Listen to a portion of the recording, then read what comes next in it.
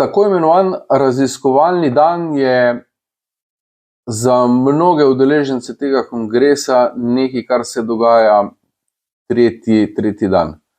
Ampak tisti, ki smo bili zares aktivno prisotni na teh predstavitvah, vidimo, da to ni kar nekaj za zraven, namreč fakultete v sodelovanju z gospodarstvom znajo in imajo izjemno zanimive projekte, ki jih seveda želimo deliti tudi z auditorijem.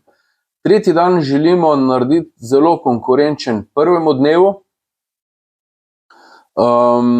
in predstavljali bomo raziskovalne projekte zelo različne in nima smisla, da jih naštevamo, iz vseh fakultet, ki se na slovenskem področju ukvarjajo z izobraževanjem in pa usposabljanjem na področju logistike.